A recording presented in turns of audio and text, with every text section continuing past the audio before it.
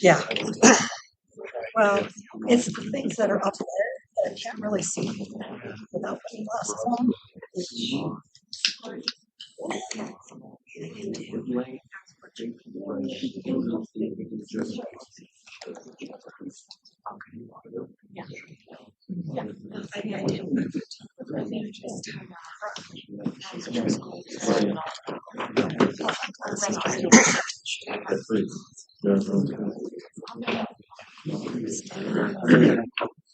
All right, we'd like to welcome everyone and call to order the study meeting of the West Valley City Council this January 27th, 2026.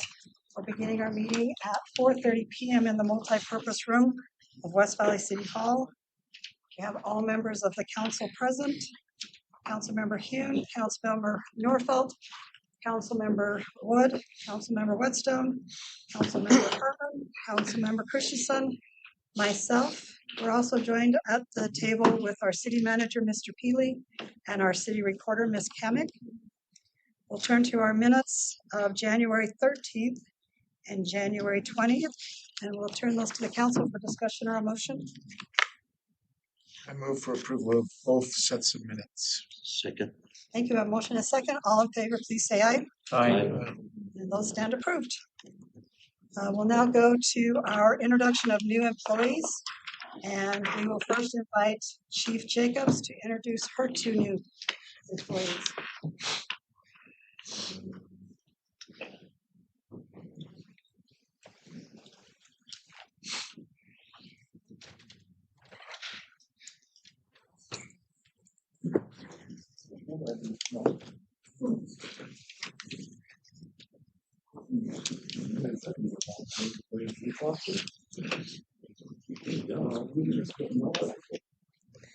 Good afternoon.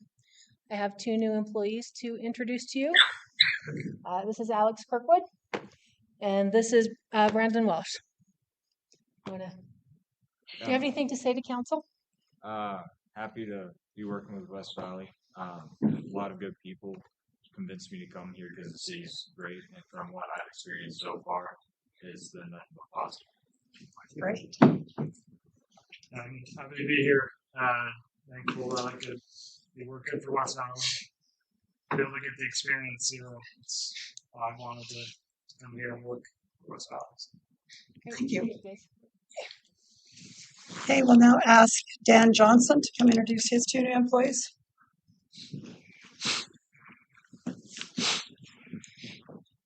Thank you. I'm going to let Mason Briggs and Trey Sosi introduce themselves. They're in the Street Operations Division. Guess the youngest goes first. My name is Trey Sosi. I've lived in West Valley most of my life. I fall under City Council Sidney Wood in District 4. Happy to work in West Valley and happy to serve the community. Thank you. Thank you. The best looking goes last. I'm Mason Briggs. I'm from St. George, Utah. Worked with Santa Clara City Public Works and Parks. I've done landscaping for a long time, pretty much out of high school. 27, married, and have a newborn boy on the way. Not a newborn, but I'm nervous. I'm the first time dad. But no, I'm super thrilled about that, and I'm just looking forward to really making this a career and something that I can really see myself creating value into West Valley City. So thank you guys for the opportunity for me to be working with you guys. So thank you. Thank you. All right, well, next ask Tuma Young to come introduce his new employee.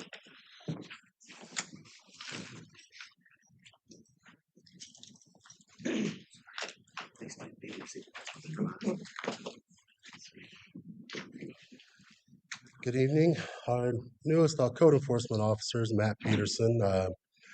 He likes long walks through our city parks. And I'll let him introduce himself and anything you want to say. Okay. It's pretty convenient that the office is right next to the park, so I appreciate that. No, my name's Matt. I spent 28 years at Salt Lake County Sheriff's Office. I retired from there, waited my year, and then came back to city government because I missed working with people and working with citizens. I'm happy to do it at West Valley.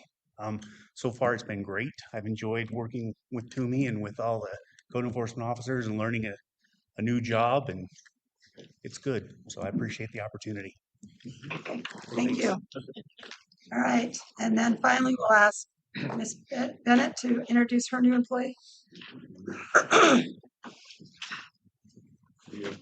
That's the best of all the game, right? This is Kimberly. We have a Kim and a Kimberly now, both clerks. So what I've noticed best about her is her communication with the citizens. She's great at it. And she doesn't like to hold still. So I always see the flash in my office. So I'm really grateful for the opportunity to work here. I'm a retired school teacher, and this is my retirement job working. And I just not love just working with animals, but the people there are amazing. So I'm very happy. Okay, thank you. So I would like to welcome, I think most of them left, but welcome all the new employees. And thank you. Yes, take it for everybody. All right, we'll now review our agendas for this evening's regular meeting and our special redevelopment agency meeting. Just a reminder tonight, redevelopment agency will come first because we need to improve things for there before they can be approved on the city council. So we'll turn the time over to Andy Carroll to come up and tell us about the item that's been added. Good afternoon, Mayor and council members. Maverick Center elevators. So the elevators were put in 1997. These are the original elevators. And we have 4 of them, and they're all in need of critical repair. We have a main freight elevator, which is 8,000 pounds, which is in the by the loading dock, and that has been deemed unsafe since the late spring. Then we have a second freight elevator, which is in the kitchen. Now, the freight elevators are super important for lots of reasons. Obviously, getting up and all the food up for the floors out of the kitchen, but all of the shows that we bring in on the loading dock elevator, the 8,000-pound elevator, they need that to be able to get their equipment up to the 4th floor for rigging. And right now, they've been going through the kitchen, so that elevator is not working at all. They're all have a number of issues, which are including the control systems, and the control systems were from 1997, and they know that we have to get parts for them. They're basically essentially don't make parts for these control systems. So we have to put new control systems in. We have to put in new hydraulic pumps, and then a number of other pieces of equipment to get us up to code. And then on the passenger elevators, which are both if you've been in the passenger elevators, you know that they have some issues as well. And the plan is to have those all updated with new control systems and new hydraulic pumps and lots of other things that I'm not aware of that these guys are super technical about. But they will also be renovated inside with new lighting and on the passenger elevators. We're not going to do that on the freight elevators. That's not what we're proposing, just because they're freight elevators. Okay, any questions for Andy? Okay, thank you. Great, thank you. All right. Are there any other questions about the special RDA meeting or the regular meeting? So Councilmember Wood, you'll start the RDA. No, is it not? Councilmember Christensen, sorry. Sorry, it's you, Dawn. Yeah, you got your schedule, the opening ceremony there too, instead of. Okay, so it is Dawn? Correct. Okay, sorry, Dawn, it's you. For some reason I thought I read Wood, so. You did. But she's Right the, after me. okay. So anyway, So I'll kind of explain that at the beginning and then Dawn will take over. All right, we have our public hearings for tonight, and we'll begin with the total compensation increase and turn the time over to Ms. Melgar. Oh, behind her. I'm looking the wrong spot. So sorry. No, you're good. So just in alignment with our compensation plans, employee salaries are being adjusted to meet market levels. Some of those adjustments affect some of our city executive officers, and so as per Utah law, we have to hold a public hearing, and that's what we'll be doing. Do you have any questions? And if I could just add on to, I appreciate Paula coming up here just from, we were trying to decide who would be presenting, just from HR, she's presenting, but I just want to make note, you know, our employees didn't have any increases this past year as we were looking at the comp study. And we wanted to make we wanted to look strictly at market. We went away from COLAs, just to look at market and adjust the market according to where they are. As a part of this, we're proposing that as a general increase, as we do this market, this new way of looking at compensation, that it'll be strictly market, that there is a 1% general increase.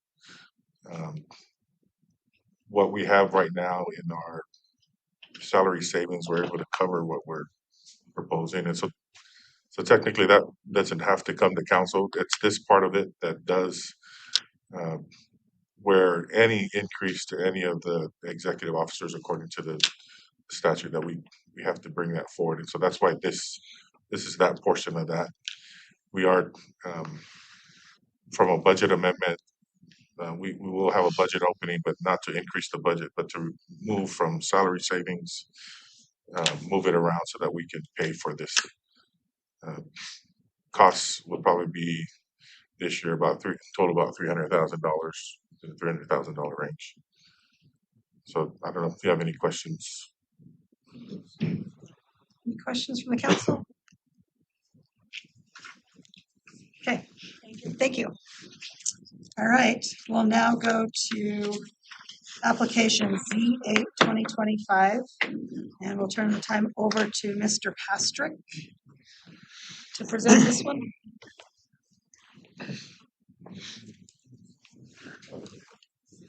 Thank you, Mayor. So this application involves, it's about 6.5 acres of property here at 5750 West, 2300 South. This is kind of zoomed out, showing the area in question. Property just east of the Mountain View corridor. There's the trail along the east side, so this is just east of the trail. And then has frontage on what's labeled here as Lester Street, or 5700 West, or excuse me, 5750 West. Just a close-up of that. So the property is currently vacant. Here's a zoning map, shows right now the lighter gray is the light industrial zone. So the request is to rezone this to the M zone.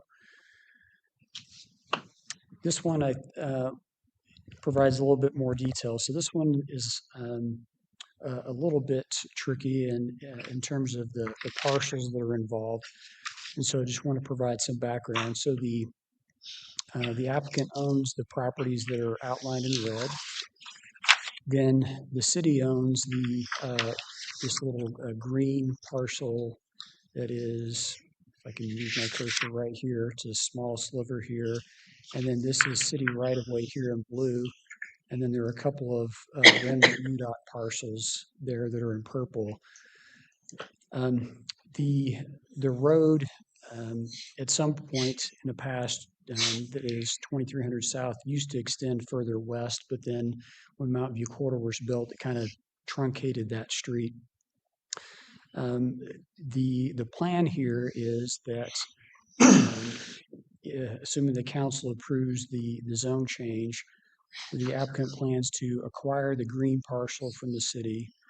The city would vacate the right-of-way that's in blue, and then they're working with UDOT to acquire that sliver there, the purple remainder. So basically, the goal here is to have this all be one parcel once that's all cleaned up. So this is the intended use here. So it's a company called King B Vans that they do van upfitting. So taking newer vans and then putting in different equipment inside of those, and as well as other commercial light commercial vehicles. So north on this image is to the right. So they have a new facility there. The building you can see there on the right-hand side. That's where the work would be done on the vans. And then the area to the south, that is on the left here, is where all the new vans would be stored on the site. This is a concept of the building that's proposed. So it'd be a tilt-up concrete building. Just some pictures here. So this is looking from Anna Caroline Drive, which is to the south. The road that's kind of running left to right here is 2300 2400 that goes over Mountain View Corridor. This is 2300 south, so the road that kind of runs east and west. This is looking back towards 5600 west. This is looking west towards the property. And I've got another one that's a little bit closer up here in a minute. This is looking north on 5750. So you can see out in the distance on the left, there's a building that the council rezoned a few years ago and is being remodeled for a truck repair facility. This is looking south on 5750.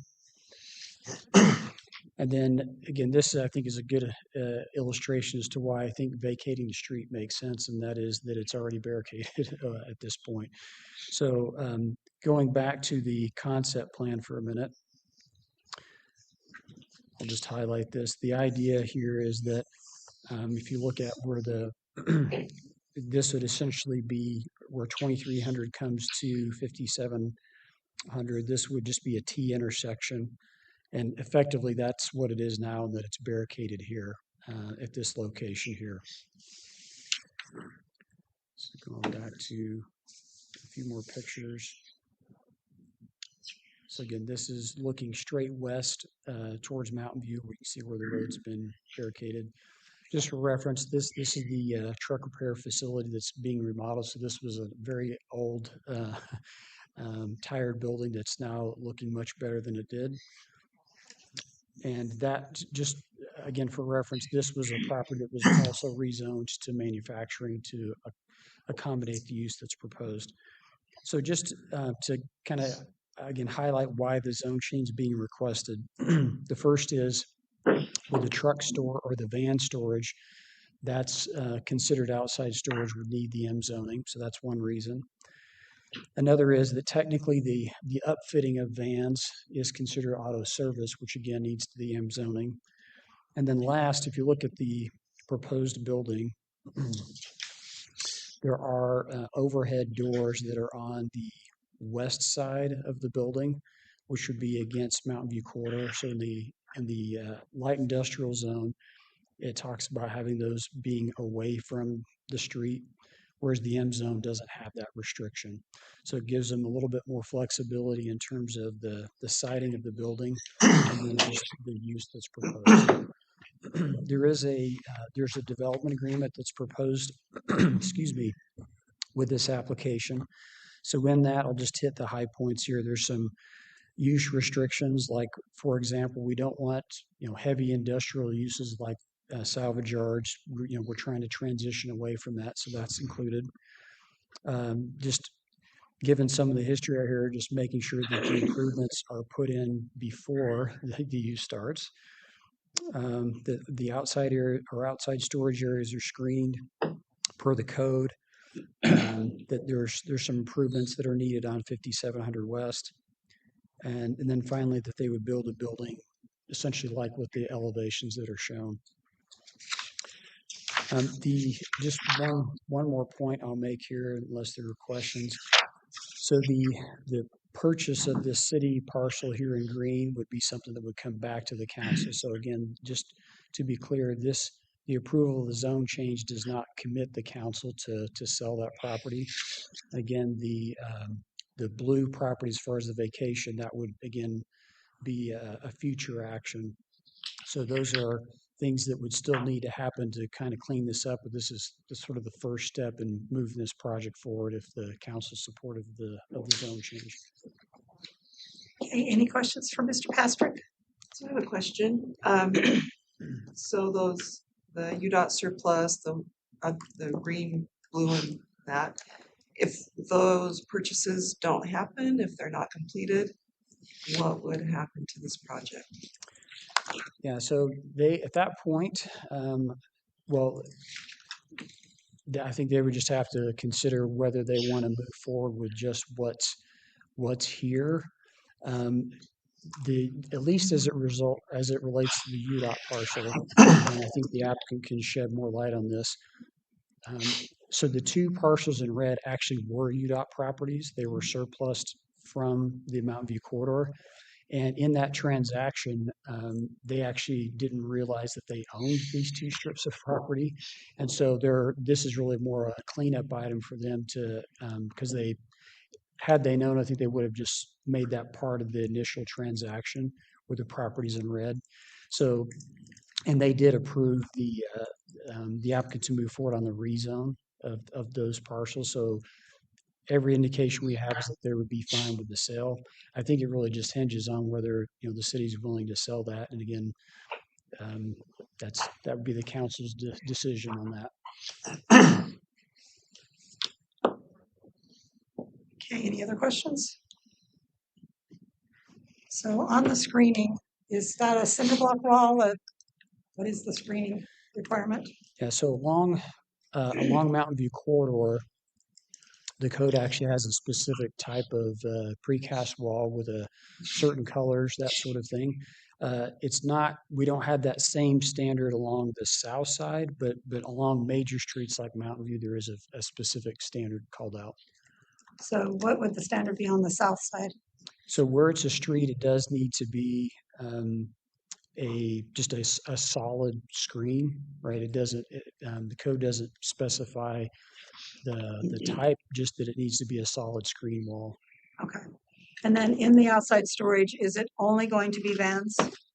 No parts or anything that's going to go into the vans? That's how they described it, is that it would be the vans that would be stored there. Okay. Based on their write-up.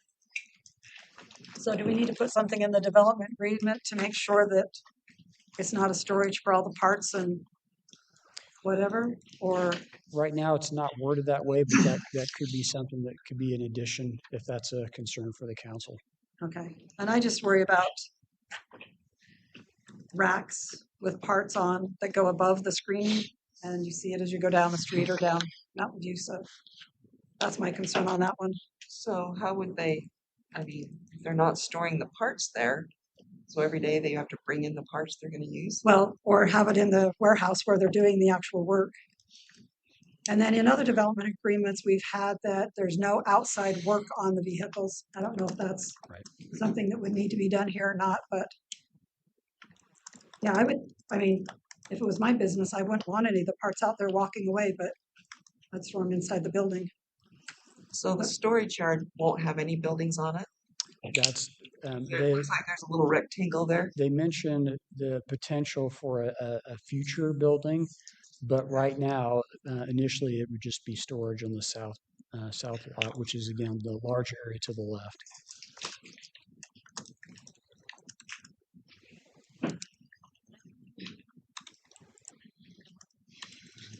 So does that fence block off because of the power pole on that corner? Where Councilmember Wood is saying it cuts off? The property's actually beveled there. Okay, that's the property line? That is the property line, yeah. Okay. I agree with the mayor that we should make the outside storage of vehicles only in the development agreement.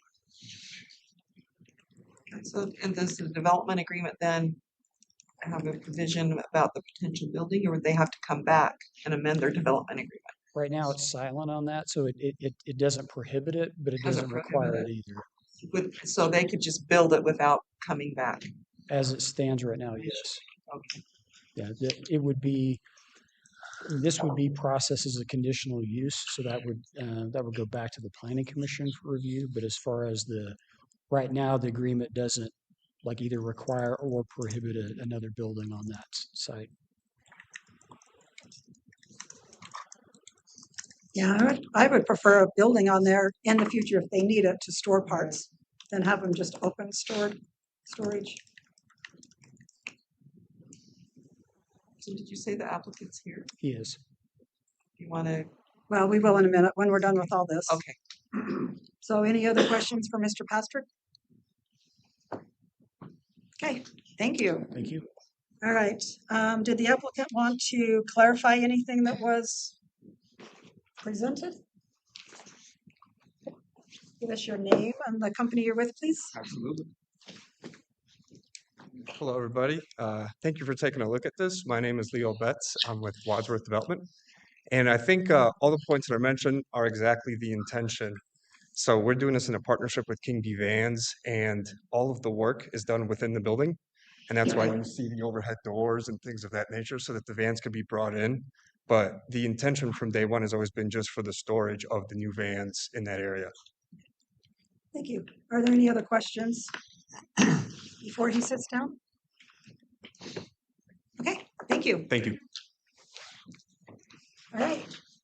If there's no other questions, we'll move on to, oh, is there at least four that want to make sure it's no outside storage of equipment? Development agreement? So yes. Okay. We're good to make that change in the development agreement. Thank you, Lars.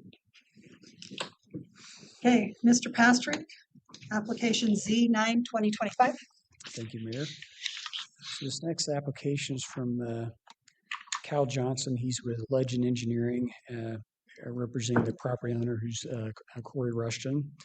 So this involves 4 different properties on 4100 South. You can see there 5459, 5477, and 5491 West. Current zoning on this property, which is a little shy of 6 acres, is agricultural or A, and the request is to rezone it to the C2 zone. So here's the property in question. So just by way of background, if you look on the north side of 4100 South, you have homes. To the west of the property it shows as vacant, but this site was approved for a Mountain America Credit Union, so that's what's planned directly west of the site. You have the Utah Salt Lake Canal, and then homes to the south, and then there are homes on the east side of this property. Just to point out while we're on this slide, so the city's general plan does show commercial use that goes all the way to the side street there of 5400 West, I believe this is. And so at least in the future, the city anticipated commercial use going all the way up to that street. Here's a close-up of the site. So again, largely undeveloped at this point. There is a barn-type structure here on the site. And again, just again for reference, the Mountain America is planned on this site here, where you can see this access along here that would extend out to 4100 South and tie into where you have the CVS on the corner there, on the southeast corner. Just showing zoning. So you have the gray, or excuse me, the lighter green is the agricultural zoning, the yellow being R1, either R17 to the south or R18 to the north. The kind of pinkish color to the west is the C1 zone, or neighborhood commercial zone.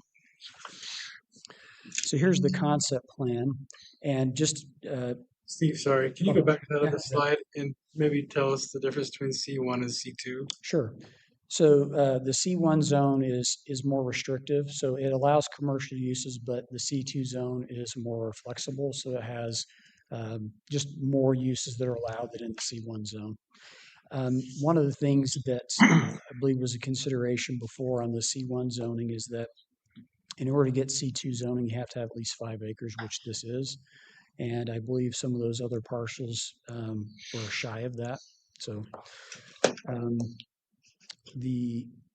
so going back to this image here, so the coloring here is really more just for parking. So there's not, other than just trying to look at parking, there wasn't like specific significance of the coloring here, but there are a number of commercial buildings shown on this site.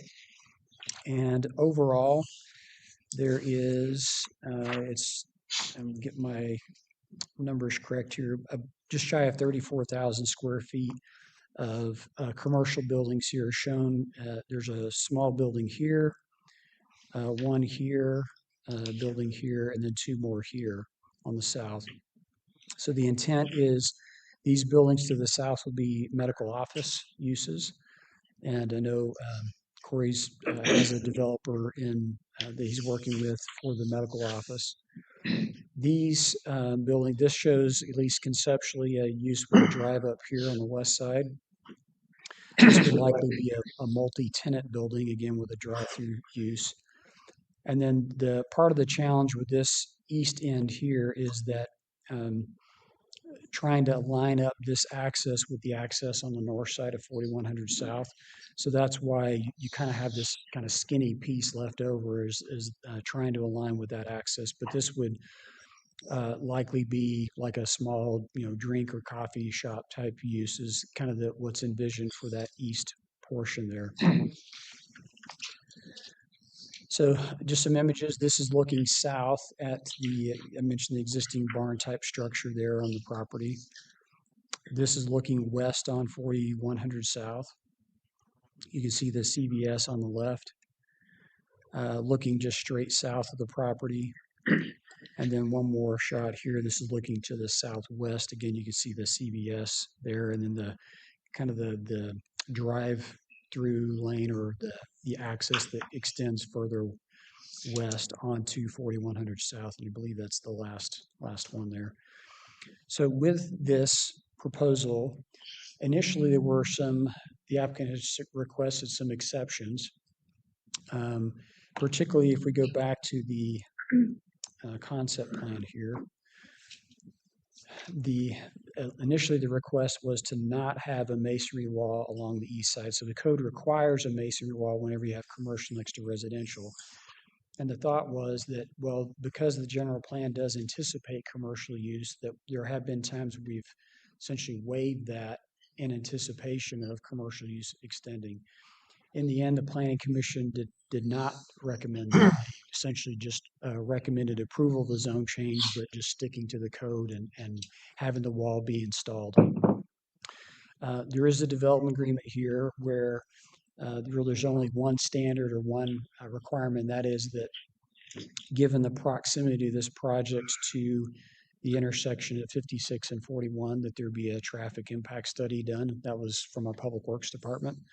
So that's really the only ask there. And again, no exceptions are being requested at this point. Steve, I know in Fairborn, in the mall area, we have building height requirements. We don't have those in neighborhood commercial areas or other areas of the city. So there is a height limit in the C1 zone, and I'd off the cuff, I'd have to look that one up. But one of the things that is also so you have minimum setbacks, and whenever a building is right at the setback, depending on the height, you may have to increase the setback to, when you're next to residential. In this case, though, between the canal and the parking that's here, these buildings are all, pretty healthy distance away from property lines. Really the only exception being this one up in the northeast corner. And, for building that small, I wouldn't anticipate that being more than a single story in that case. So I have a question on the traffic impact study. What are we hoping to get from that?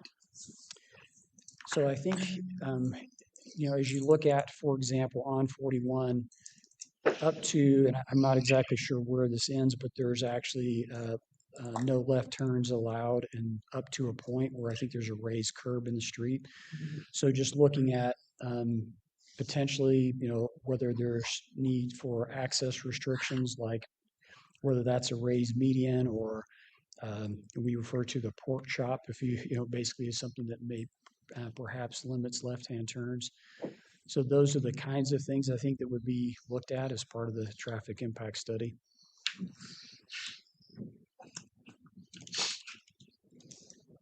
So now another question. So this property is near and dear to me, Corey. Where am I going to get my tomatoes? Exactly. So I had my neighbor last night say to me, how many more coffee places do we need? She had counted like 10 to 15 up 5,600. And I said, well, the hospital's coming in. They drink a lot of coffee. So anyway, but I'm just curious about that. And I guess the traffic impact study would, you know, we have a couple of drive-in places and I can just see people darting across 4100 and kind of a nightmare right there. Because when I get my tomatoes, I dart across 4100. And I think Corey can speak to this more than I can. But again, just what I alluded to earlier, really the challenge here is that by the time you align this access into the site with the road across the street, it really pinches that what's left. And so there's only so many uses, unless you just do parking there, that would fit in that space. So I think that's kind of why they're leaning that direction. How about a tomato stand? Tomato stand.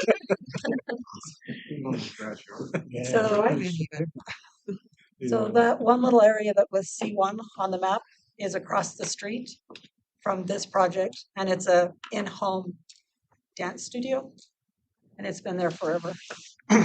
So that's what that one little C1 is, I believe. That's on 56. Oh, it's on 56. Well, never mind. I don't know what it is. CPS and So you have that the gas station used to be there. Okay. so there's Oh, it is on the C1. there's the church here, and then the I think AutoZone here, and then America First is Oh, okay. So I'm on the and wrong side. Starbucks, then America Yep, First. yeah. Yes. Yeah. You need a satellite. Well, what people up in that area have complained about, there's not enough places to eat up there, so maybe they'll serve donuts with their coffee and you can have breakfast on the way to school for those kids. So this image does show a little bit better. So the church here, AutoZone, Okay. Starbucks, and then So the AutoZones or the church stayed C1? It's the RB zone. Residential business is the church. So I think this is actually a really good use for this property myself. So, and hopefully in the future, to the east of that parking lot will be maybe some low impact commercial. But there is a need for a sit-down restaurant up there, Mr. Rushton. So I know there's a ton down by between 35 and 31, but up in this area, there's just really not much. So I think this is a great use.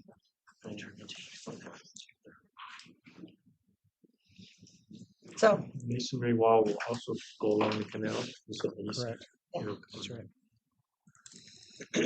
Yeah, that was also required of the CVS and the Mountain America to the west. Okay, any other questions? Okay. On this, did you have any more? No, ma'am, thank you. Okay. Is there anyone from the applicant that would like to add to Mr. Pastrick's or answer any questions from the council? Karen, you get me in this room and I'll get talking about stuff, right? Like, We're a really big agenda. yeah, no, I know you do. Sure, So that's I'll be quick. Corey Rushton here. I'm representing Elva Rupp Rushton Properties here. And I know this is kind of an easy one because there's the natural barriers of the canal. There's commercial on all the other corners. It meets the city's master plan. There's already kind of phase one moving along with the CVS, and now the footings are up on the Mountain America Credit Union. And so this is just kind of a good natural step. But I'm a little bit shaky here because, Cindy, like there's some feelings here that, this is where, you guys know me. I love West Valley City, and there's not a more special place in West Valley City than the Rushton Homestead Farm.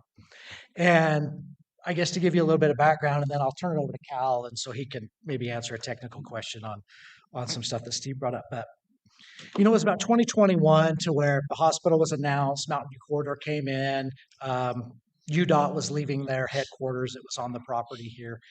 And, we sat down as a family and, it was like, there's maybe a higher and better use for this, and time moves on, and something that, is definitely a benefit to us, but can be more of a benefit to the entire city when, with changes and growth and a growing needed tax base and all that stuff. So we wanted to be very deliberate. And the very first thing we did is I remember being in this room and working with GSBS architects on the Fairborn Station plan, and they were great. And I thought, if we're going to do this farm, we're going to do it right.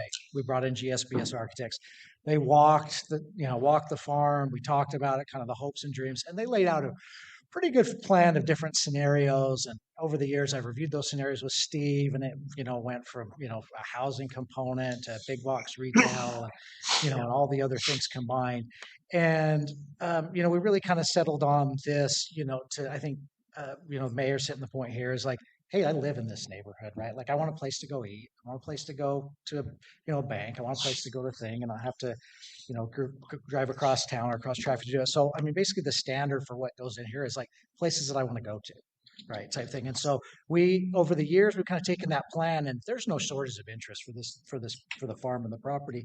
And I can tell you, I've learned more about the car wash business than you ever want to know, because every car wash known to man wants to be on this site. And I say, guys, like, thanks for the offer, and it's a lot of money, but I don't think the city needs another car wash, and it kind of kills the feng shui of trying to get something to eat and then go to the bank and then go get your medicine.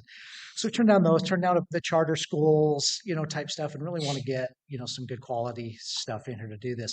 So in Catching Lightning with the Bottle, I think one of the concerns is there's the back piece that goes up along the canal, and then I said, Steve and I have spent hours kind of talking about places in the city that have had deep commercial that are just don't age well or not the best. And so just how the back piece would maybe struggle there a little bit. And so, in fear of not getting painted into a corner, we've been very deliberate on this. And so enter Adam Watts of Wrigley Watts, who's here, and I want to give him a minute to kind of talk about the vision here. But, in Catching Lightning in a Bottle, Adam does top-notch medical compounds all across the valley, and I think even up into Idaho and down to St. George, and something we don't have in West Valley City. And I'm like, city would love it. It'd be great. It's a good use with the hospital. It'd also be a good kind of thing of trying to make a multi-use place where you can come get your medicine, go to the bank, get something to eat, see your dentist. And so that really came together with Adam trying to anchor that back piece. And then the front will come as, some of the good, as we sort through the offers and try to get the things that are the best. I also want to mention that Cal is here, and he can talk a little bit about the exception we're asking to put in for the development agreement, because right now there's currently 4 accesses into the farm property, and we recognize that 4 is even with just our seasonal farm enterprise, like the 4 accesses get a little bit janky, and it's best for just everybody to get down to 2. But in getting down to the 2, the best thing is to line them up with the streets, and that gives us a piece, and that's a little bit smaller, and in that same spirit of trying to get like a quality retail. I can tell you that I'm under an LOI right now with Swig, and there's not one in West Valley City either, and it's great to have them here. And so part of the exception we're kind of talking about with them is that Commissioner Woodruff, sorry to give you a little bit, he asked in the planning commission, was like, well, the order boards are problems when they're close to residential. And he said, wasn't there better technology and blah, blah, blah. And I just said, well, I don't know, type stuff. But in checking with them, they are mostly an iPad and come out and take your order type enterprise, but we're still kind of asking for that exception, because I think like we learned with COVID and just with other things, and with every Chick-fil-A, right? They plan how the access is going to be, and then it doesn't necessarily work out. And so we still think that we could, do a traditional if needed. And like I said, I don't think we need it, but just I hate to lose a fish that I have on the line with, a technicality on not being able to, have a window in a drive up because of 10 feet or be not being able to properly mitigate it. So I want Cal to talk to you a little bit about that, but just, wanted, and also to let you know also with and I think the question to Councilmember Harmon's thing on there is that dad, grandpa, great grandpa spent their entire lives getting the best farm slope to come down on this thing. And so there's about a good 6-7 foot elevation change from the houses across the other street of the canal. So there's not only, with a 2-story building, have a large buffer with the parking lots, but it's also going to have there's quite a bit of a slope, so it's going to be down a little bit further to mitigate, I think, any concerns on having a 2-story office buildings in there. And so with that, if you guys don't mind, I'd like to turn time over to Adam Watts here to just. Corey, this time is to answer questions from the council and clarify anything Steve okay. said. So you may just want to pick one more person to get up and answer the questions. Okay, so what I want to do, I want Cal to come up because if you have any questions on, because I think that the main thing, and this was like the entire discussion of the Planning Commission, was the drive up on the skinny piece. And so he can tell you like the technical challenges and everything on that to try to, figure out if there's a way. And, I can say that Cal's done a really good job of, all the neighbors are our friends and relatives. And, we've approached them on it and, they're a little overwhelmed, when it comes down to it. And it's, it's like, yes, we want access. Yes, we want walls. Yes, we want good swig drive ups. Yes, we want this. And so I think it really just comes down to, trying to figure out a thing that can work. And so I want to give it to Cal to maybe talk through that challenge and the exception that we're asking. So, okay, thanks. Okay, Cal, if you'll give us your name and the company you work for. Yeah, whichever one you want. I'm Cal Johnson. I am with Legend Engineering. We kind of already hit on a lot of this, so it's just a quick briefing on this. That access on the right, we're trying to line that up with the road across the street, make it nice and straight across there, and so that makes that eastern parcel really skinny. The challenge that we have there is there's only so many uses that can go in there. One that goes really well is like a swig type drive-through. One of the issues that we have there, though, is the code also states that a drive-through order board needs to be 50 feet away from a residential property line. And so one exception that we are seeking is to allow that order board there, even though it would be within that 50 feet. It'd be about 25 feet. And so, we're prepared to do the wall. That was kind of discussed in Planning Commission. We agree we'll do the masonry wall down that side.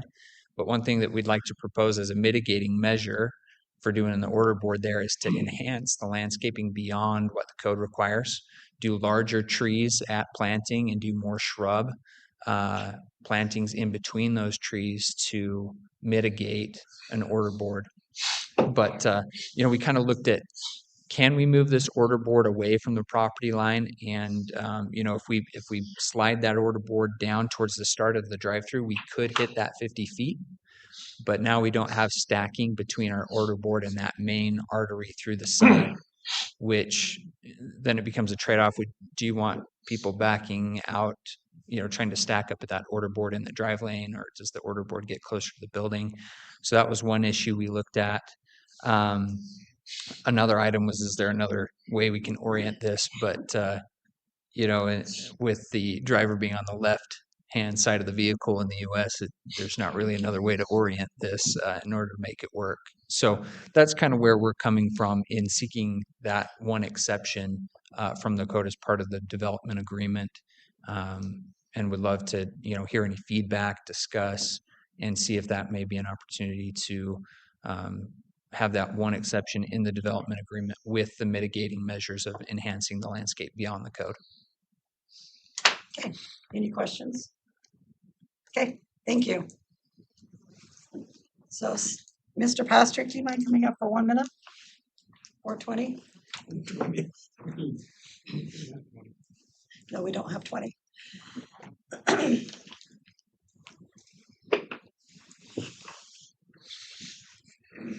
So on the map up there is the island where the order board is. So it's not specifically called out on this. Okay. But it likely would be, here or somewhere in here. Again, this is not set in stone at this point, but yeah, it would be somewhere generally in this location, whether the island or here. So if there was less buffer between the parking and the stacking lane, it might get closer to the 50 feet? Or is there just not 50 feet in there, period? So when we looked at this before and discussing with this with the planning commission, it looked like, again, if it were in the island, it would be about 25 feet from the property line. So the code's 50. And at the end of the day, the planning commission didn't feel comfortable doing that exception. Okay. That was my next question, because you didn't present that, so I didn't think they gave that exception. Mention that. Yeah, okay. Yeah, I agree with planning commission. I'm not in favor of the exception. So. Oh, and what are the hours gonna be for the, I forgot to ask. Yeah, so there's no, right now, there's no hour limitations that are proposed. So the code doesn't require that, and there's nothing in the development agreement to that effect. Okay. Okay, any other questions before we close this one up? What's the closest house to where that order board might be? So that was something that came up with planning commission. And so they're basically, starting from north to south, there are 4 homes that are adjoining this overall property. The closest one, which is up in this area here, is about 10 feet away. Then as you move From the property line? from their from the east property line, this home, you can kind of see it here. Like we may have this image that shows, well, if I can move this, you can see the home right here. So it's about roughly 10 feet from the property line here. The next home is actually off the screen. It's like 235 feet. And this one's 125 and again off the screen. And then this one down here is about 25. But then once you're in here, you're more parking, right? So it's just up here was kind of the pinch point, if you will.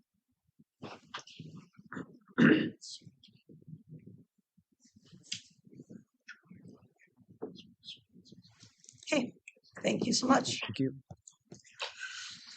All right.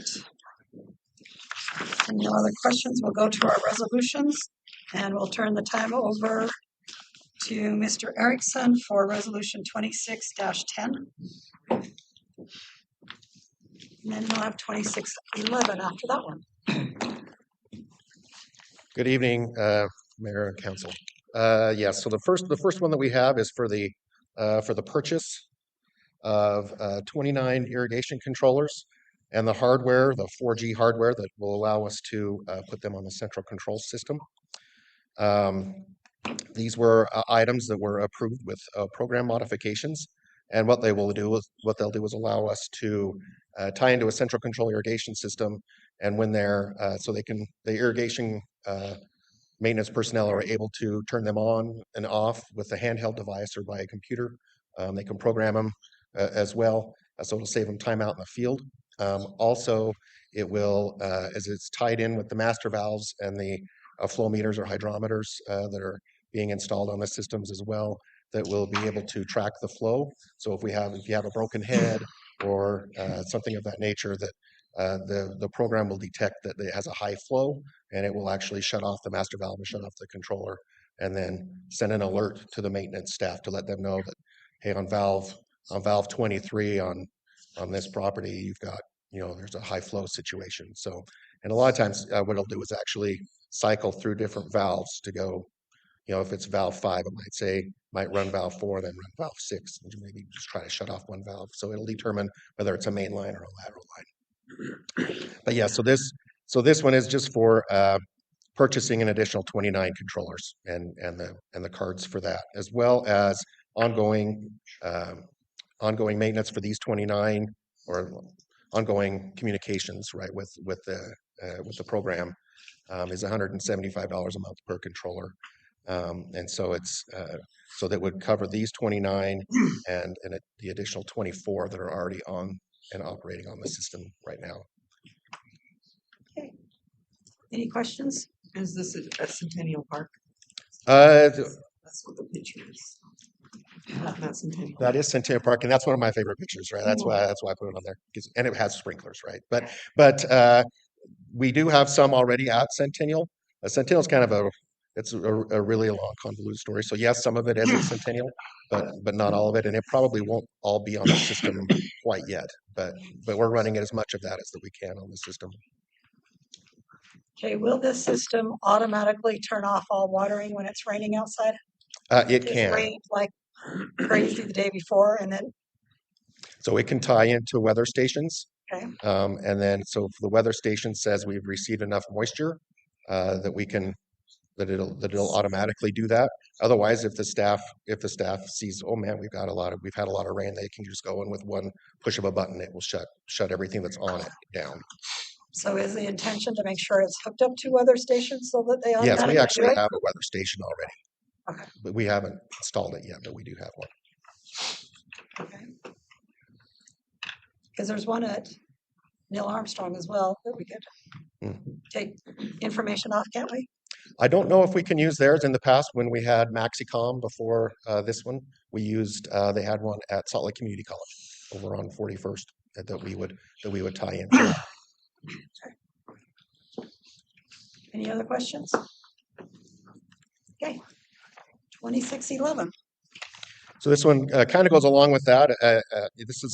It says on there step 1. This is actually step 2 of this process. So as you know, Granger Hunters has asked that we change our double check valves, which is a backflow prevention device. They've asked that we change those to reduced pressure backflow prevention devices.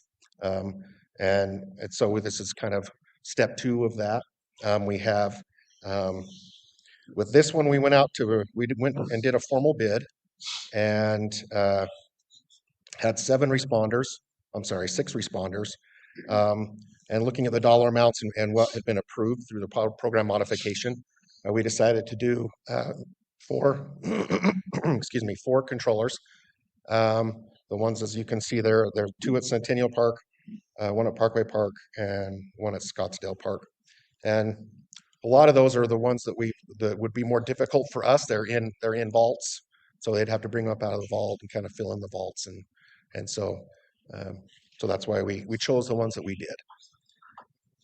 They will also, as you can see, that it installs a master valve and a hydrometer, which is the flow meter, which will make it so those parks are more able to integrate into our central irrigation system.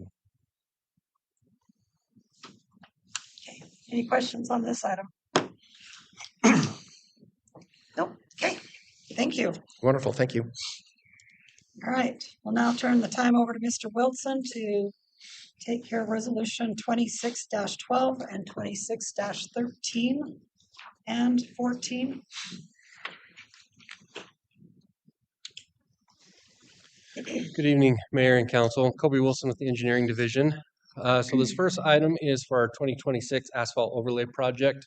We opened bids a couple weeks ago, and we're glad to get a very competitive bid from Kilgore. Kilgore's done the last couple years of our overlay projects. They did come out as the low bidder on this project. Just by way of reminder, we're doing a couple different areas of 4100 South, as well as 2700 West, and that's in partnership with Taylorsville. And then we also have several locations around the city where we will include some speed humps with this project. But the low bid came in just under $3.5 million, and we are asking for authorization to spend up to $3.7 million on this project in the event of any change orders. Okay, any questions from the council? I do, Mayor. Okay. Are the speed humps, are they requested by citizens? Did they go through the process, or are these ones we selected? So all of these went through the process of the polling the residents, getting approval, making sure that they're wanted, and yes, so all those went through that process and have been approved. Thank you. Great. Okay, I don't see any other questions, so we can move to 13. All right, the next item is, this is for a reimbursement agreement for the development out on 6800 West, the cottages at Pierce Farms. As part of that development, the developer needed to put in a 15-inch diameter storm drain line to account for all the drainage from their development. As part of that plan, we actually needed them to upsize that to accommodate other storm drain needs in the area. So this reimbursement agreement is basically just to pay them the difference between a 15-inch and a 24-inch pipe. And so our recommendation is to authorize the execution of this reimbursement agreement so that we can pay the developer just over $37,000, which is the price difference between the two size pipes. Any questions on this issue? Okay, 14. All right. This last one is, so we've applied for another round of the Safe Sidewalk funding from UDOT. That's state funding that is to be used on state routes where sidewalk is missing. This program requires a 25% local government match. So we applied for funding last year for another section out west. This is near 70th West, there between, I don't know if that's Kaleo or Kaleo. I'm not sure how to say that word, but we'll say it from Kaleo Drive to Royal Scott Drive. And so UDOT has authorized up to $258,000 of state money, and that requires an $86,000 local government match. This project will be designed and managed in-house. This is a reimbursement program, so once we get the improvements constructed, UDOT will inspect it and then issue the reimbursement. Okay, any questions on this issue? What's the timing of this? So it's under design right now. We have, I think, 5 different parcels that we need to acquire some easements from. So that will take a couple months to get the easements acquired, but the intent is this summer to get this constructed this summer, early fall. So. Any other questions? Okay, thank you. Thank you. Now we'll move to the other part of Public Works, 2615, and we'll turn the time over to Mr. Dan Johnson. And then you'll have 16 Great. and 17. I'll go until you tell me to stop. This is the 2025-26 East Sidewalk Repair Project. You may recall we came to the council and got authorization to bid a West Sidewalk Repair Project that repairs selected severely damaged sidewalks. This one repairs selected severely damaged sidewalks east of 4800 West. Approximately 52 locations, 76 trees, and about 1,950 feet of sidewalk are being repaired in this.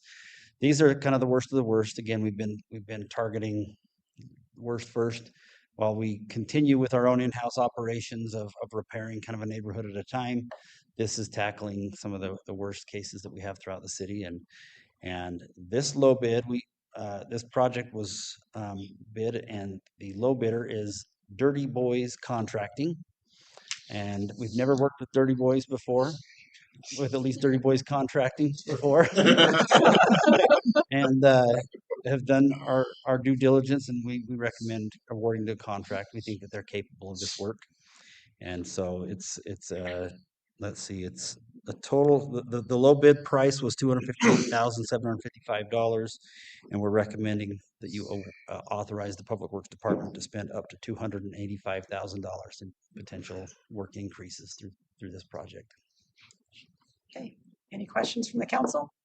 What's the status of the repairs on the west side? They are, I don't have I know that they're working on it, and Aero Landscape, our current contractor, is moving and rolling, and they've removed all the trees, and they're in progress. So, and they've had lots of good weather to get that done. So I think it's progressing well.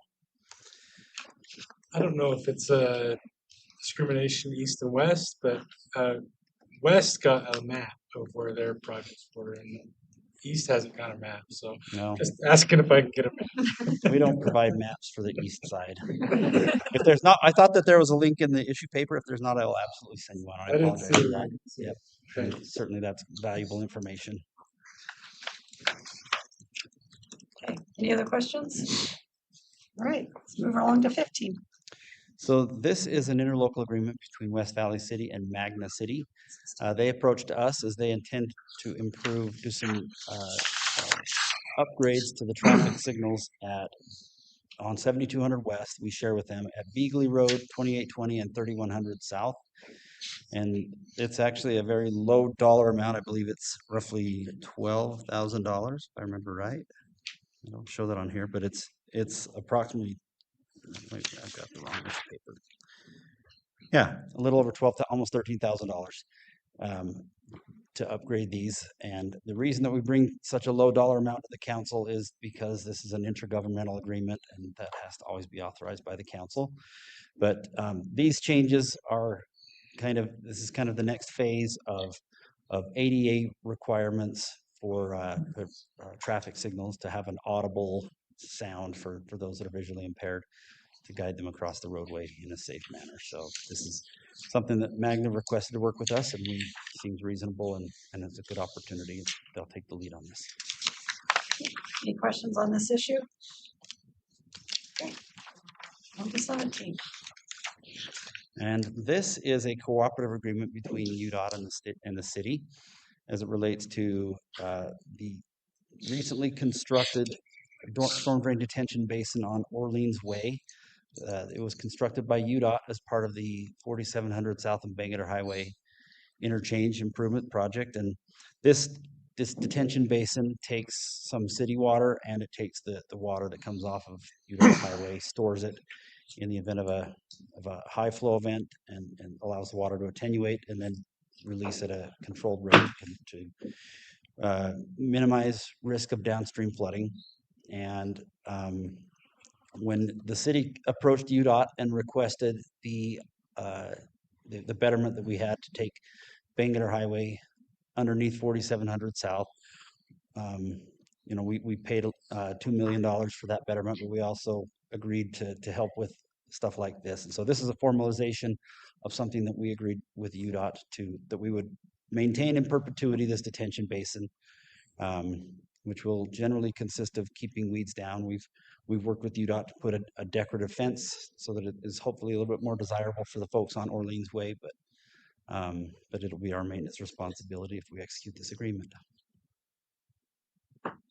Okay, any questions on this issue? Okay, seeing none, thank you. Thank you. All right, we'll now go to our consent agenda, and there's just one of our usual acceptance of a deed. Does anyone have any questions on that one? Okay, seeing none. Are there any of the 8 resolutions that the council would like to move to the consent agenda for February 10th, 2026, regular meeting? I think all of them. All of them? I have 1, 2, 3, 4. Okay. Yeah. All of them can go. Thank you. All right, we'll now go to our communications. And because we all know I can mess up a last name, we'll just invite the University of Utah Hospital to come up and introduce themselves and give us an update. Thank you. Thank you. Thank you. Well, first of all, we're excited to be here with you all. Thank you for having us. I'm Gina Hawley, I'm the System Associate COO for UHealth and COO for Hospitals and Clinics. I'm here with Dr. Aaron Presson, who's our Chief Medical Officer for Ambulatory. And then we have Riley Curtis in the back, our Senior Director of Community Collaborations here as well. We are super excited to be giving an update today on West Valley and where we are today. So as you know, where our location is, hopefully some of you have driven past have seen the progress. We have the crane up. It is very exciting to see everything that's ongoing. And again, as a gentle reminder, what we're talking about for the West Valley Eccles Health Campus and Hospital and Clinic out there is 740,000 square feet. It's a 28-acre site, 146 feet tall, 140 inpatient hospital beds, over 200 outpatient exam rooms, emergency rooms, operating procedural rooms, and we will have over 1,200 staff out there. Super exciting. In terms of recent updates, the team has been busy and it's been really exciting for us. We did go with Oakland Construction, Cannon Design, and MHTN Architects through a very rigorous RFP process. They've been amazing partners to work with. We had our groundbreaking event. I think some of you, many of you, as I see around, were at that event, so thank you. We've been in design meetings as well as we have been going through the process. And now we're also working on a temporary clinic that's going to be on site that will help us get patients out sooner and help transitions into the West Valley Clinic. Happy to answer any questions there, but we're excited. That will actually, we were able to get additional land on that property, and that will help us start clinics there earlier. In terms of community connections, as we've talked about before, this project's super important for us in terms of the partnership with all of you in the West Valley community. Some of you may have heard me say before, I've been lucky to work across the country on similar builds and projects, and I have to say this is probably one of the best I've seen across the country. It's us working with you on the community, you all telling us what you need, not us telling you all what you need. And this is some of the priorities we have seen: access to healthcare insurance, mental health and chronic status, housing stability and financial insecurity, health literacy, system navigation, because we know navigating healthcare can be really hard sometimes. Environmental and climate health and substance use, youth risk, and behavioral health. Those are some of the things we really look at when we're thinking about this community. Those are the priorities we got from our assessments. And again, the many meetings we had. And you could see some of the pictures on the side, including Riley, and our community partners as well. Some of them here as well. And it's been really important for us. And again, talking about collaborations, right? It's not just in terms of what components we have to offer, but again, the look and feel of the center and the campus is going to be huge. Welcoming, opening, and warm, enough space for family and visitors, multilingual patient support in the community amenities that will be part of the health center, hospital, and clinic and campus, especially in retail, pharmacy, cafe, gift shop, wellness space, community gathering areas, chapel, and then education workforce development, right? High school through medical training. We are working with various vendors, one of them called Proxima, that's helping pathway programs for folks that are out in the community or interested in healthcare. We know we're going to have to be doing a lot of recruitment for the new campus, including we have a lot of staff who want to be on West Valley, who currently work for us, but they want to be closer to home. And so with that, we're just excited to continue all the pathways we can to really build it to where it should go. In terms of neighborhood communication, super important to us that we're making sure we're aligned with the community. We know this can be a big disruption. And so you could see here the communications that we've had in line with Oakland and MHTN and our vendors and our partners, door-to-door canvassing, door hangings, one-on-one conversations before and after major construction milestones, hotline for neighborhoods established, email inquiries to West Valley at utah.edu. We have websites, we have monthly neighborhood newsletter, and you can see an example of one of the communications we have in terms of electrical work.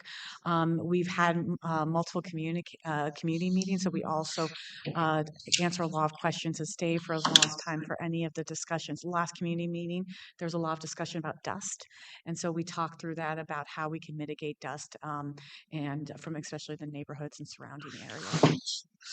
So is this the best number?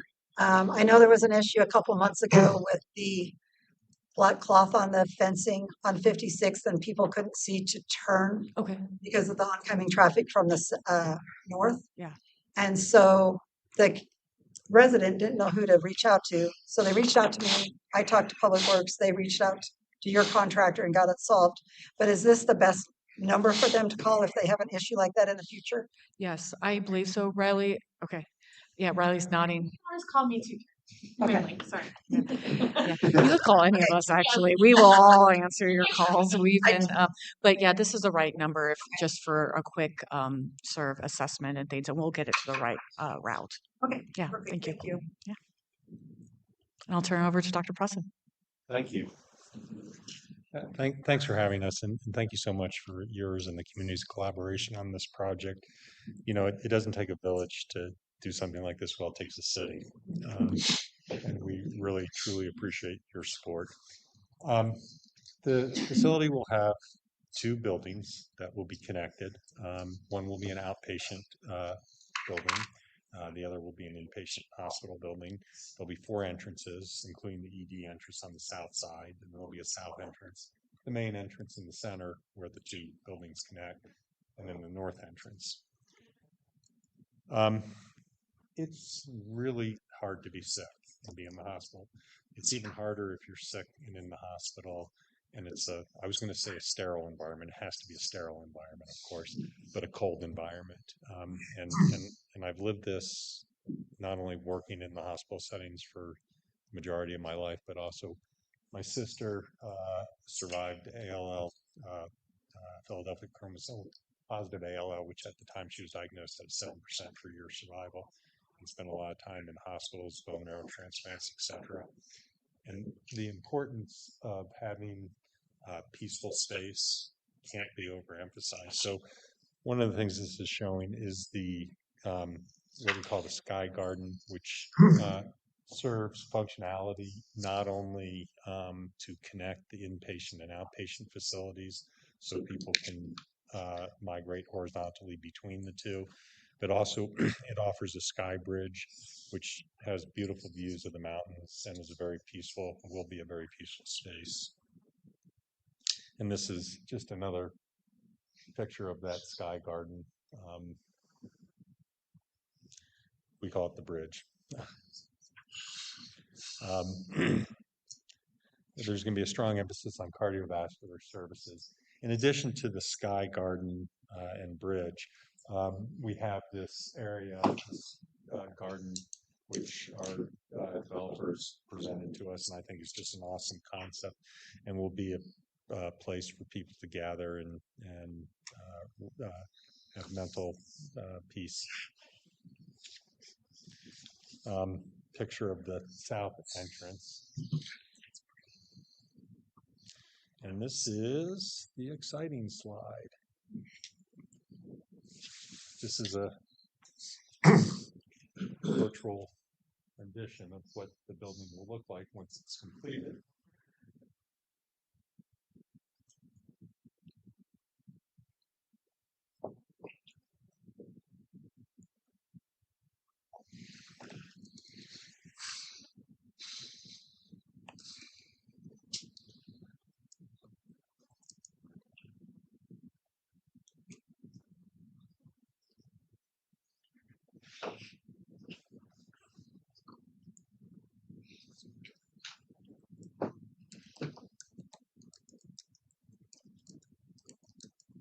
Really exciting. Trees might be a little exaggerated. I'm not sure, but kind of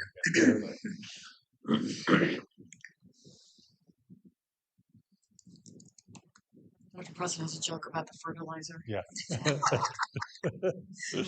So, we have a lot of plant hormone and growth hormone in there.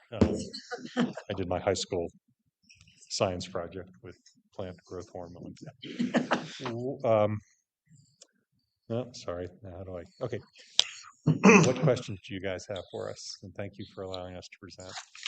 I just will add that in terms of dates, still aiming for 2028. Project is on time and on budget. And of course, with the opening in 2028, we do need some time to move our teams and everything in. But with the ambulatory side opening late 2028, early 2029, and the inpatient side opening about 6 months later. So very exciting. We're trying to condense those timeframes between both sides as much as possible. We just want to be cognizant of all the impact that goes with our teams to move into the buildings. We expect a lot of migration of employees from other University of Utah sites to West Valley, and we have to be mindful of how we manage that because we don't want to end up with staffing shortages that are dangerous at other locations. Riley, did we miss anything from your point of view? I would just add that we continue to work with community members, and the feedback that we're getting is phenomenal. And right now we're engaging with a group of West Valley residents on the interior design. So you've seen the exterior today. There's a lot that's going to go into making it feel like, look and feel like West Valley. And so we're engaging in community conversations around that, and it's really exciting. Happy to take any questions. Any questions? So I have one in the little virtual tour. I didn't see life flight. Oh, yes. You mean a helicopter pad? It's on the roof. Is there one? Okay. I had one of my neighbors say, so we're going to have helicopters flying above us. I said, probably. There Now I will can be. say yes. Yeah, that is the connectivity to the main hospital. Should there be an escalation in care required? Okay, so the temporary building you're going to build, where is that going to be in relation to the hospital itself? On the north side on the Doxy parcel. Okay. And then what will it be after the hospital opens? To be determined. It's going to Okay. be a modular unit, and we Oh, have the okay. potential to move it to other sites that we're developing, or yeah, we're opening north of 700,000 square feet here. But our history is that we build a project and we outgrow it. It's amazing. You know, the initial worries as we started doing South Jordan, Farmington, and Sugar House were,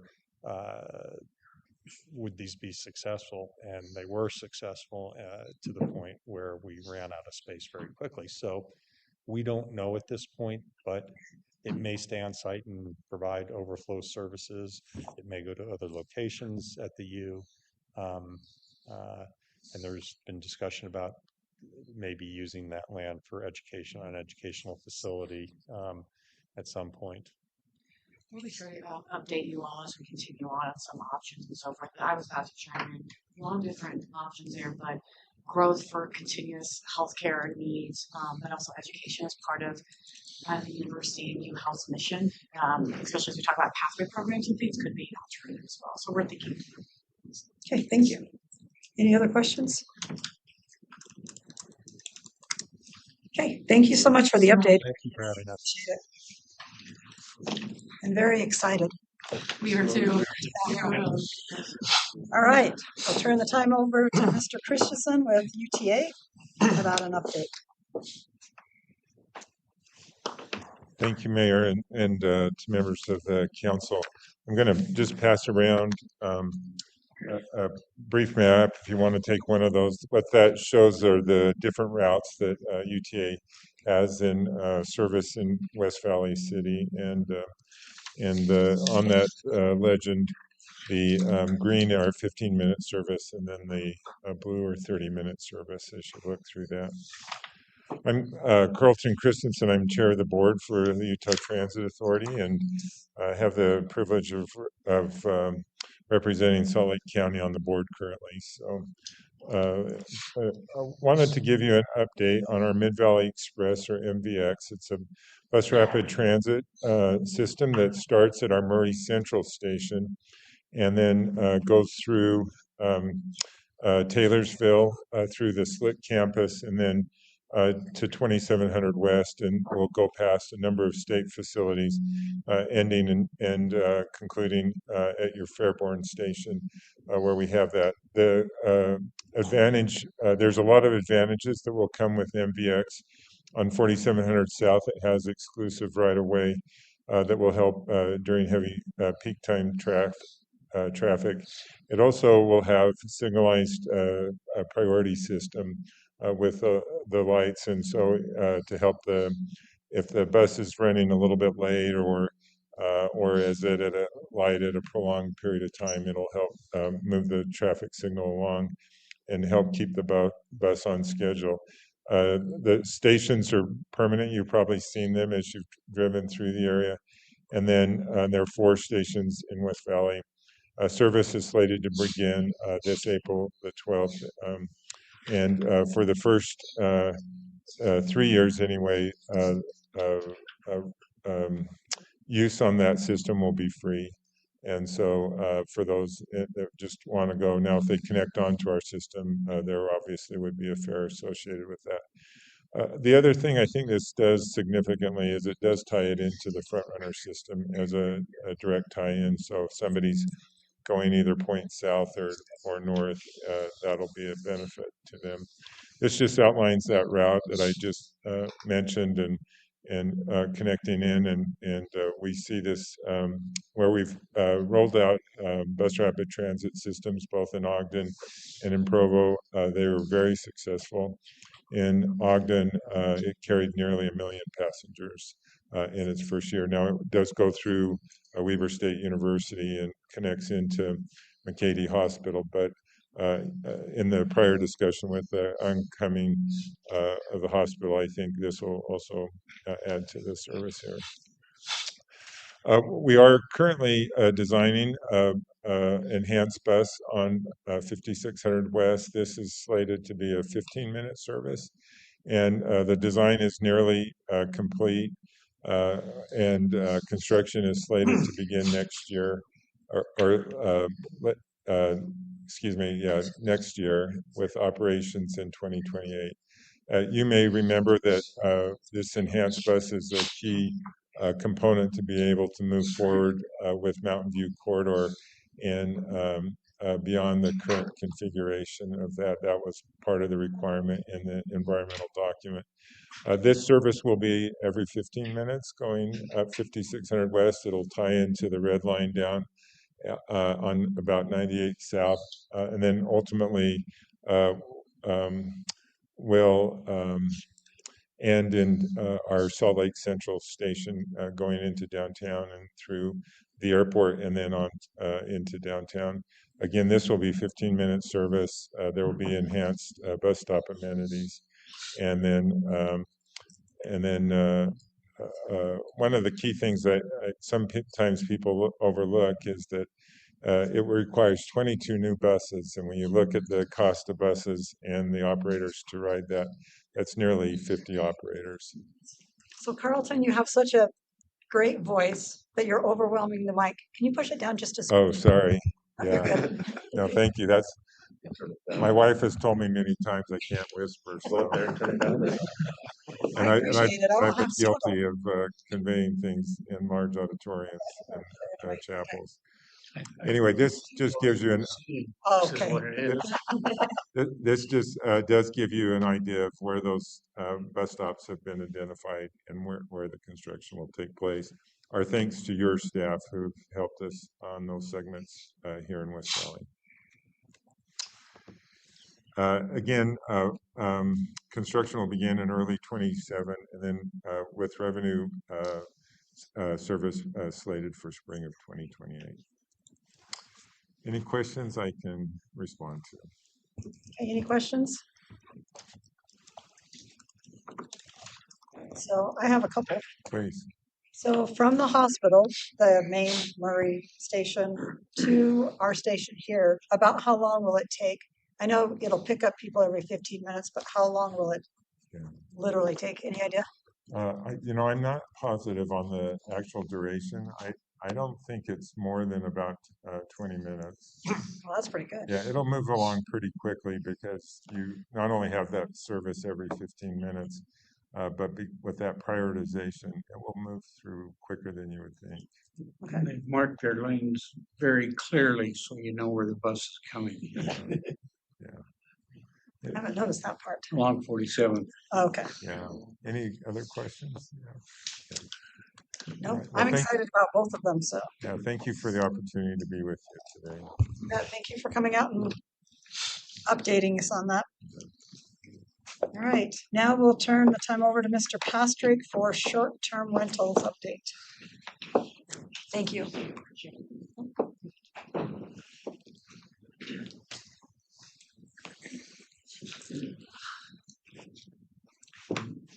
Carlton to Steve. Yeah, we could probably turn the volume up now after Carlton, right? So this is actually a request from council to just discuss this topic of short-term rentals. So as staff, we're not really proposing anything, just sharing information today, and happy to try to answer any questions you might have. So just again, by way of information, for short-term rentals or what I call STRs, how do we regulate them right now? An estimate of how many we have in the city currently, what limitations the state places on those in terms of how we can regulate them, and then finally, how other communities are regulating STRs. So right now, we treat them just like any other rental property. So when it comes to licensing, so we do require a business license to have a short-term rental, but we treat them just like we would a regular, a home, let's say, that's leased for a year or 6 months, short-term rental, we treat them the same.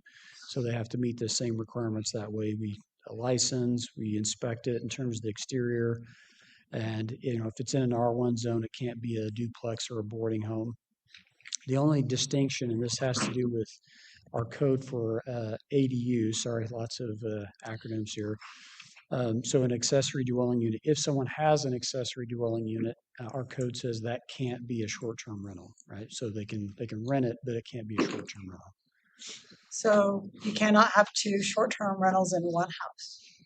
So Correct, right, because unless it's a duplex, like an approved duplex, if it's just a home, it, and if someone has an ADU, our code says that can't be a short-term rental.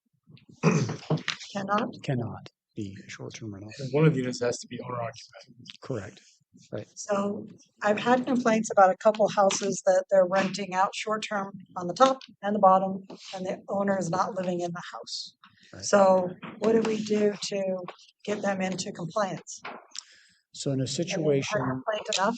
yeah, in a situation like that, we would need to verify, in fact, that is happening. So if they're renting out two separate units, the issue there is it's not the short-term part, it's the fact that they're renting it out as two separate units. That's the problem. Okay. So we would just need to be able to have evidence that that's actually happening to pursue enforcement. So that would also be if they rent rooms, individual rooms. Right, right. And we have had situations where we found evidence through online ads that they're actually renting out by the room. So we did a search on two different sites. These are the common ones you hear about. So Vrbo or VRBO, and then Airbnb. And just looking in like early spring or early to late spring, just pick some dates and what's out there. So on Vrbo, we found 46. Now, a lot of times people will post a property on both sites. Airbnb tends to have more. That's more popular. So those 46 on Vrbo, or most of those were also on Airbnb, but we found 86. So again, compared to other communities, we have relatively few when compared to, say, like St. George, as an example, percentage-wise. In terms of state code, so there is this provision that says we can't use an online ad as the sole reason to pursue enforcement, right? Meaning, and basically that's just a state code prohibition. So there has to be something else about the property. Let's say, it's in disrepair, or they have parking in the front, on the grass or something like that. In that case, if there is some other violation, we can use the online ad. That just can't be the only thing we use when enforcing against a short-term rental. So neighbor complaint is one or not? The way I look at it is that we have to have some kind of evidence, and to me, evidence would mean we would have to validate the complaint. It can't be just the complaint. We'd have to have validate the complaint somehow. So But a listing could be a validation of a neighbor's complaint. And that might be something I have to get legal clarification on, but at least historically, if someone complains, we would actually go out, and in some cases, if it's obvious, like parking on the front lawn, that's easy. But if it's something going on the inside, we'd have to have some other way to verify that. So different cars parked there every week. Enough of verifications? Yeah. I guess we'll need a list of verifications, so when the neighbors keep calling, we can give them right a way to take care of it. Yeah. Okay. So we did look at 3 other communities, and it's probably obvious why we chose St. George, Moab, and Park City. They tend to have a few more visitors. They all have short-term rental ordinances, and they approach it differently. But so this first slide identifies the things that they all addressed. The next slide are things that some of them addressed. So they all require a license. They all, again, define it as less than 30 days. They all have zones where short-term is allowed and where they're not allowed. They have parking standards, and then they also require that there be some local contact that they can reach that the city can reach if there's complaints. Some that are unique, particularly with St. George, mostly St. George, they had a separation requirement between short-term rentals. The operational standards, like it has to be cleaned so often, minimum lot size, conditional use required, and then finally that it be along certain major streets. Now, with that said, I won't, I'm just going to share this tidbit. I've stayed in a few short-term rentals in St. George. Pretty sure they weren't in compliance with city code. So I'm not sure how actively they're enforcing these provisions. That would be my point, because I think some of them are pretty tough to enforce. Any questions for Mr. Pastor? So on short-term rentals, they're not a primary residence, so the property tax is on the 100% of the value? It should be. And do we make that classification, or do we have to notify the county to do that? How do we change that tax base? The county assessor should be the one making that determination. So how will they know it's a How do they figure it short-term out? rental to do that? I mean, do we provide? Right. So good question. I think certainly if the tax notice is going some other place than the property itself, that's a good indicator. But if they're trying to do it under the radar and aren't licensed, that could be a scenario where we get involved and try to notify them. I can't think of a scenario where we've done that before, but I mean, on occasion, it's pretty rare. On occasion, we'll get a call from the assessor, not on short-term rentals, but just like, hey, with this particular property, they'll have questions about what the use is or something. But that's pretty rare. I haven't had a call from that I can think of on short-term rentals before from the assessor. Could we make it a matter of practice when we grant a business license for a home that's in a residential area, that we notify the county assessor? We can look into that. I'm not sure how in the past they've done that, or if what their process is, but that's maybe something we can look into more and get more detail on. Yeah, I think that's a great idea, Lars.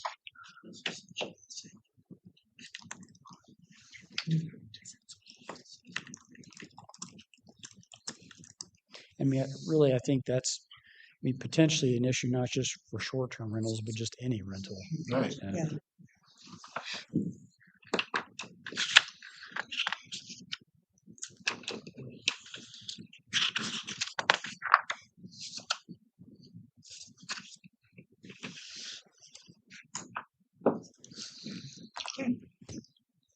Thank you so much. All right, we'll turn the time over to Mr. Welch about property tax discussion.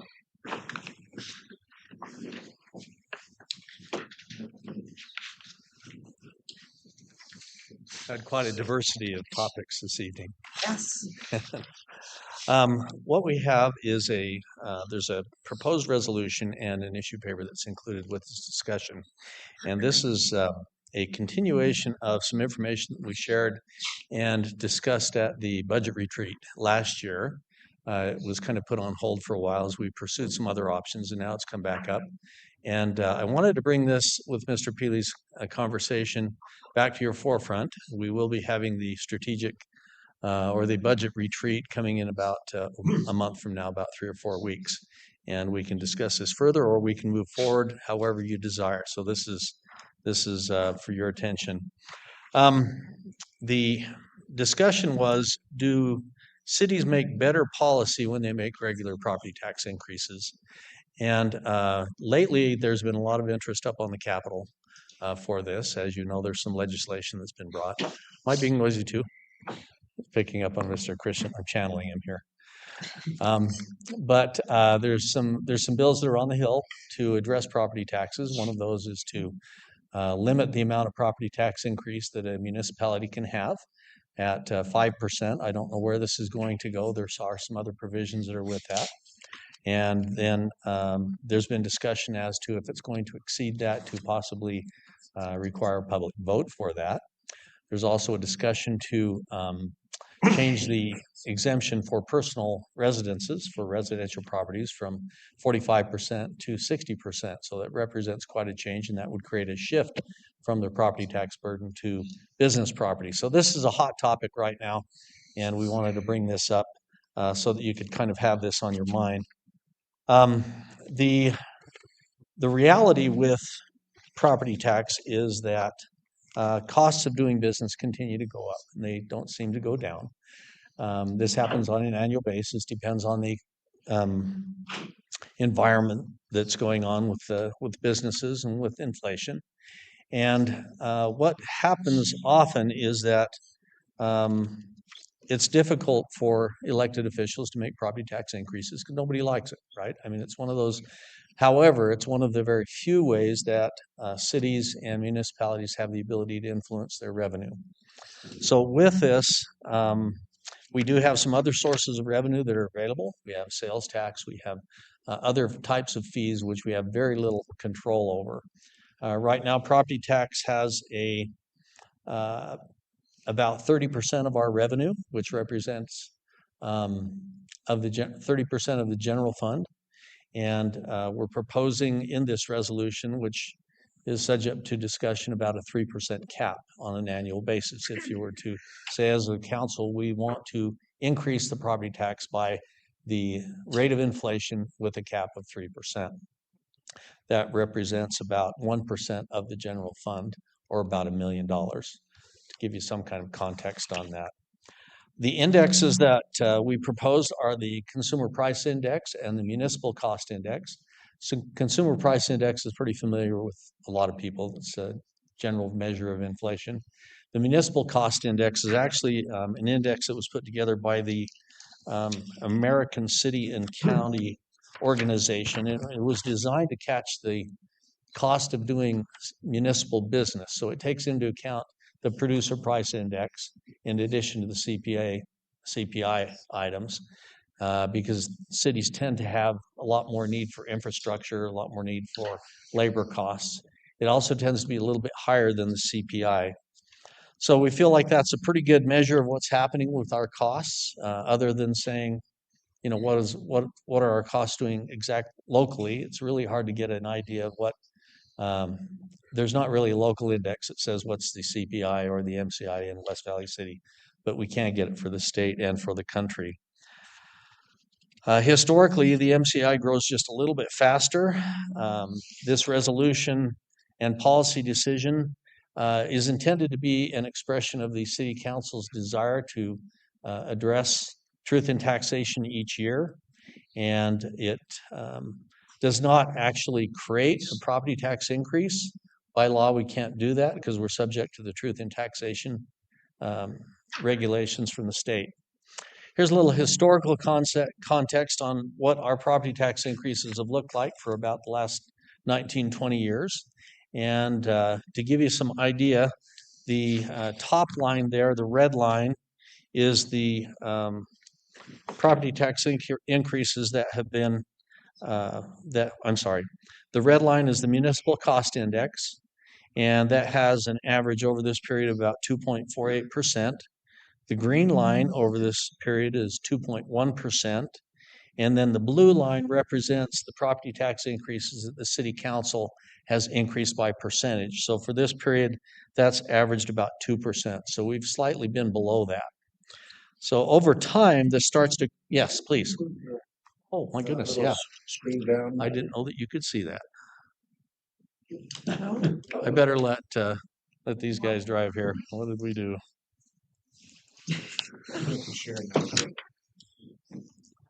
What did I miss? Mark, just step aside. Okay.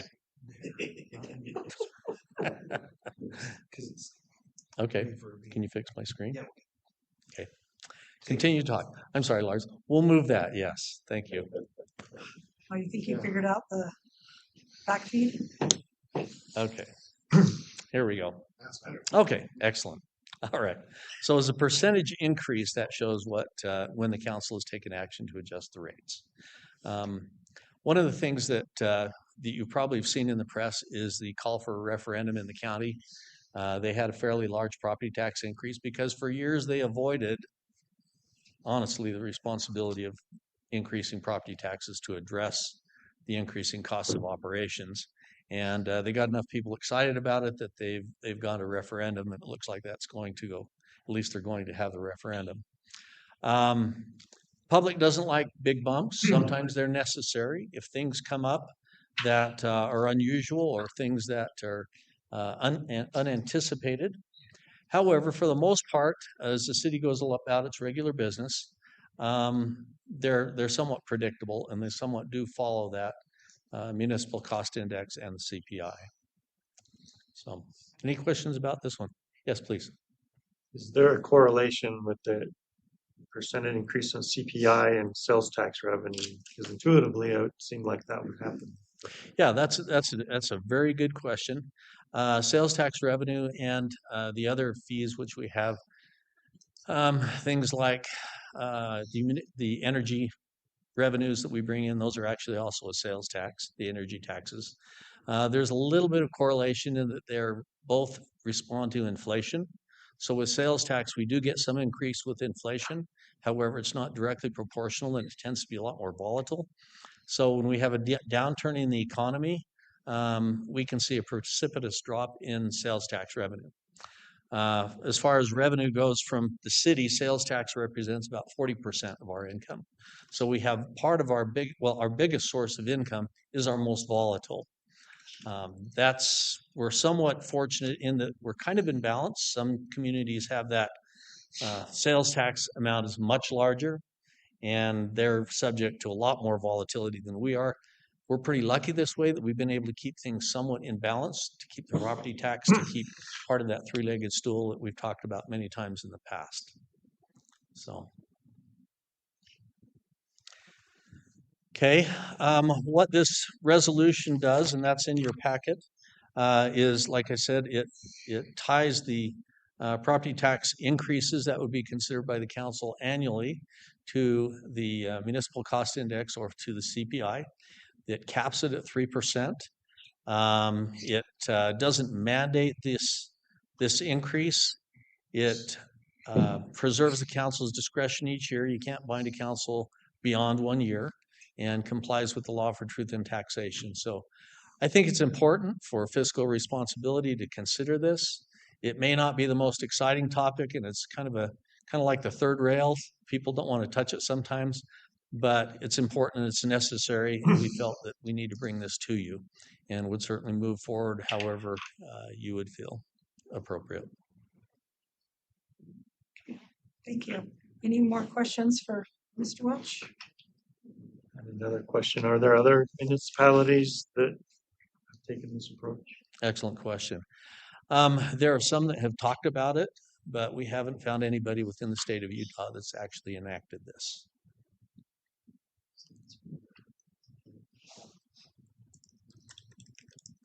Okay. Do you want guidance tonight or at the budget retreat would be fine? Back on a future agenda. Thank you. I don't want to guide the council on this one because it is an important issue.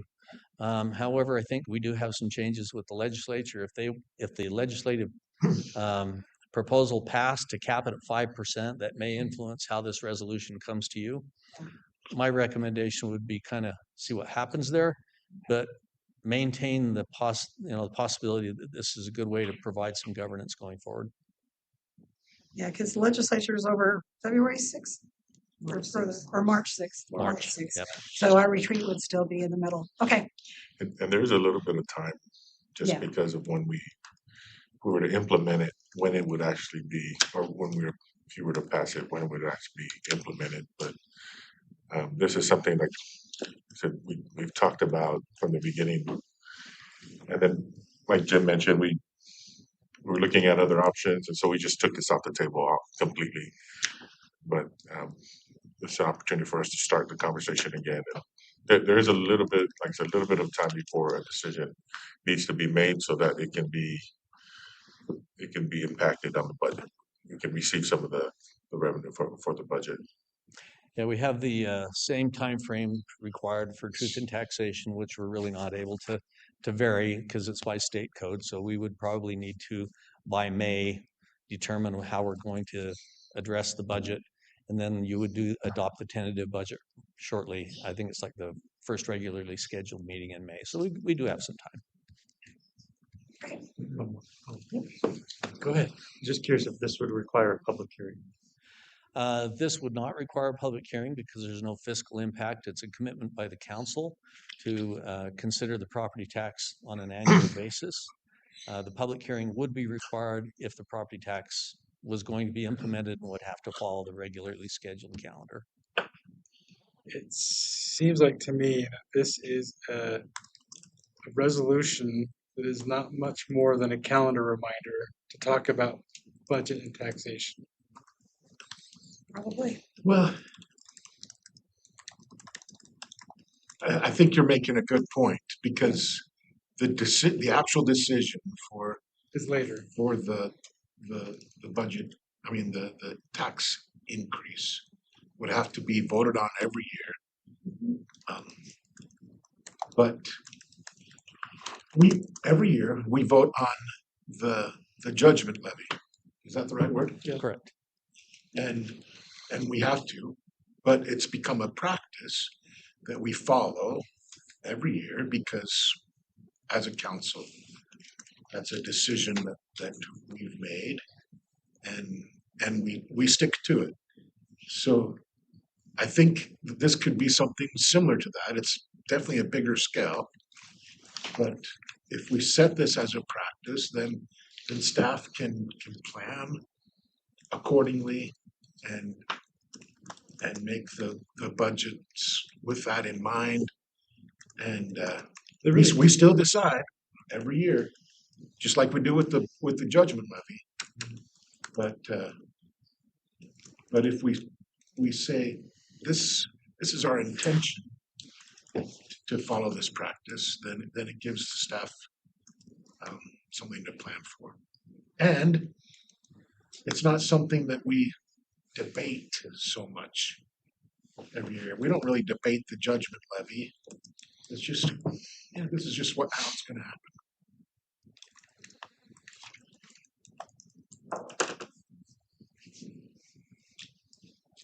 Maybe. Yeah, and it's still, you Still don't gotta have to vote, do it. Yeah, so- you still don't have to do it every If year. we annually discuss it too, the residents won't be, oh, we're having a budget increase, Right. you know? They probably still will. Well, and I think, Especially at first, but over the years, They'll say, "Oh, okay, we're oh, discussing it again. this is what West Valley does every year, and it's a valid amount because it matches inflation, and we can continue to remind them that we want a city with a sustainable budget.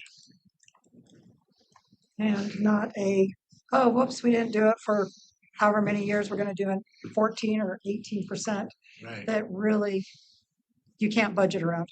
And our businesses are who are affected the most when it's a 15 or so percent. If they know on our principal, we're gonna raise it at least 3%, they can put that into their budget. At the most beginning. 3%, right? Yeah, at the most 3%. They can put that in their budget because their property taxes are much more than homeowners. And so the business knows, okay, I'm not gonna get hit by a 14, because this 14% at chamber, businesses are really saying, this affects our budget quite a bit. Yeah. And it would have been nice to have a heads up. So from that perspective of the businesses, I see it as being an advantage that they know it'll be a minimum, I mean, it won't be more than 3% every year, and they can budget for it. We can't control the county raising theirs more than that, but at least on their city part, they know that that's what the budget would be. And if we don't increase it because we don't need it that year, then they have excess in their budget. Right. So just a teeny bit more context, which I failed to mention, is that a 3% increase equates to about $1 million. That's kind of the rule of thumb. So. Okay, thank you. Okay, thank you. All right, we'll turn the time over to Mr. Sam Johnson for our legislative update.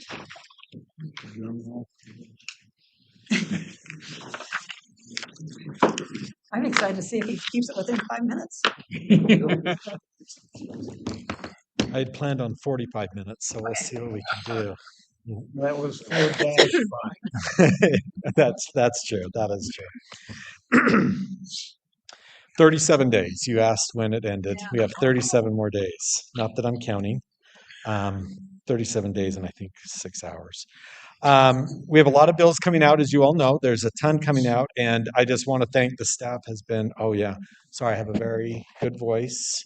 It's not as deep as Jim's. Well, I guess it's where you stand behind the mic that is causing the problem. Who knows? Is that a little better? Okay. Yeah, I want to thank staff. Everyone's been so great in getting me the information that I need. I texted Steve Pastrick yesterday, and when he did not respond in 4 seconds, I called him right after that. So everyone's been great on that. I wanted to give you a quick little update. We had the day at the legislature. We brought our youth city council up there. We have 12 youth city council members that came. They were all looking very sharp in their jackets, in their WV jackets. I want to thank Parks. They provided the transportation because they have us moving a lot up there. But we had Council Member Wood and Council Member Whetstone that came as well. And then we had a couple of our legislators that also stopped by our table. We had our city manager, Ifo Peely, and John Flores, our assistant, that came. Representatives Fitzsimonu and Lube came and had a chance to sit down with our youth city council, and Senator Kwan came. She did kick me out of my seat, so I had to move over to another table, but I did not complain. I think I got 2 desserts out of it, so it worked out really well. Things are good up there. There's a lot going on. Jim gave some of that explanation about the taxes, the property tax that we're still kind of wading through. One bill that's of note, Mr. Christensen's not here right now. He left. But UTA, they're coming out with a bill that will change it from the trustees of 3 to a commission of 7. 2 would be nominated and put forward by the House, 2 by the Senate, and 3 by the governor. So that would really change how that is run and how it looks moving forward. But like I said, that doesn't have much of an effect on us here. All the other bills, we're just keeping a close eye on it. I've had a good chance with the league is communicating with me daily, which has been pretty great. Thank you to council for approving that we work with the league again. That's been really helpful. Lots of police, lots of fire bills. Both chiefs have been so helpful to me in understanding what's going on. Things that we're waiting on, there's a lot going on right now. I'll keep you updated on my next, which will be in 2 weeks, which will be the halfway point to the session. But some of the bills that we're waiting on is some of the changes potentially to the property tax. And we know that a homeless shelter bill is coming out. It'll either be for the campus model, it could be affecting us as a city. We just don't have the details on that. So the minute we hear about anything that would affect us as a shelter city, I will make sure you are all aware. So that's what I have. If you need anything, I'm typically up at the Capitol up in the mornings until noon or 1. I'll be there. I know I'm going to be relying on the mayor. I know she goes up there as needed and is always willing, so I appreciate that. But if you need anything, don't hesitate to text. If you have questions about bills, do not hesitate to text me. The bill tracker is coming. It is not in great shape as of this moment. It is a jumbled mess of new bills. I will have that for you next week. Any questions? Yes, Councilmember. So at the luncheon at the local officials day, the governor spoke about preemption. He actually said that's the last thing he wants to do, but if he has to, he'll support it. Are there actually any bills on preemption? Like for housing or for what specifically? Land Use. There are some little scary ones that are out there. A little trying to take away some of our ability for zoning is one that is definitely on each city, but each city is desperate to fight that. So numbered bills, I do not have that for you right now. There's still numbered bills that are coming out as we speak, but I'll get that to you when they start coming out. The governor also had a joke. Well, not a joke. He actually asked think of about 300 youth city council members, and he talked about how important it is to get phones out of their hands in school and how great that was and who agreed with them all, the youth city council members. I think there were 3 that agreed. The rest pretty much booed them. They want their phones in schools. Thank you for that. Any other questions? Nope, doesn't look like it. Thank you. Thank you. All right, we'll move to the council calendar. Were there any concerns? Seeing none, potential future agenda items? Miss Kemi. You can go first. As you may have noticed, we're having some technical difficulties. Our tablet froze, so we're gonna try and turn it off and reboot it after this meeting, hoping that that will work. If that doesn't work, we'll have to do a full system reset, which could take about 15 minutes.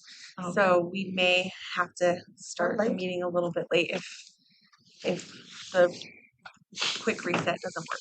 So I just wanted to let everyone know that. For the quick state reset? The quick 15? reset should be really quick. Oh, okay. That's what we're hoping for. Okay. But if that doesn't work, then 15 minutes for the full reset. So. Okay. And I'll just warn you, we have a new alarm that tells a person in public comment that their time is up. So we're not starting a movie, but it's not a date. It's going to be way different. So don't jump like I did. Okay. I think I mentioned a while back, but I haven't seen it yet. But pop-up vending. Did we talk about that? Vendors? Pop-up vendors.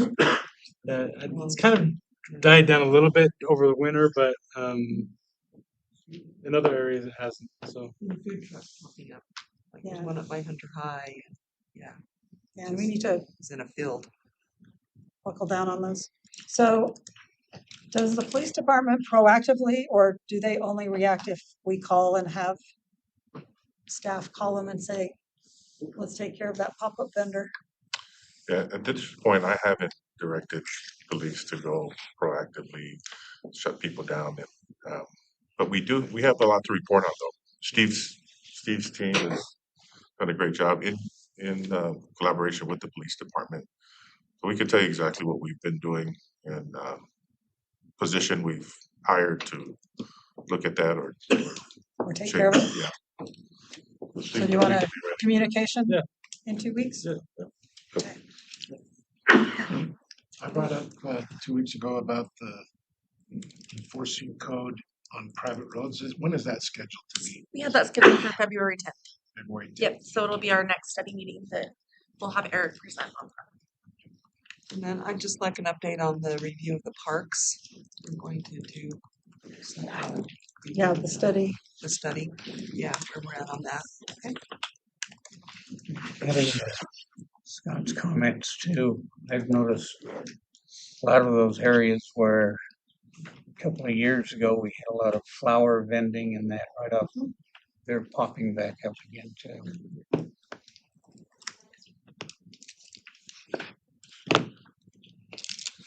Okay. Anything else? Okay. Council reports? Couple of things. I attended the NAACP First Responder Awards luncheon on Martin Luther King Day, and very impressed with our officers that are doing their job, but got reported for it, and so they got an award for it. And both of them said, we're just doing what we've been assigned to do. But it was theirs was basically limiting human trafficking and child abuse. And so I know both of those are very hard areas to staff for any length of time. And so I appreciate the officers that are doing it and appreciate them getting that award for it. And then Cindy and I didn't get enough of last Tuesday's meeting, so we came Wednesday too. Actually, I was there because my wife said, I want to know what's going on too. So I brought her. But just for Public Works information, there were a lot of comments about sidewalks and getting them finished from residents from all over the city. And they were all looking forward to the hospital coming in too. When we told them the dates we were planning on them being complete, they, what? that quick. So I'm happy with that too, but they did have a lot there and a lot of good comments came out too. The Northrop Grumman Oh, yeah. tour was amazing. Appreciate staff putting that together. They're doing amazing things there, and if residents ask you what that boom was, it is not Northrop Grumman. Who is it then? Blame it on somebody else, but not them. 40 years ago, it might have been them, but not anymore. Yeah. Well, it wasn't them, it was their precursor. So I had a couple of things. The Jordan Valley Water Conservancy District, do you know now you have to go through the governor, the Senate, So I went up yesterday and presented myself to this committee. And it was actually kind of fun. There's a lot of energy up there. And I haven't been up there probably since 4th grade Utah history. But anyway, so that's moving along there. And then this morning I went to the Chamber West annual meeting and it was really good as well. Okay, well, thank you. We do not have a need for a closed session, so we just have one more action item. Okay, all in favor, say aye.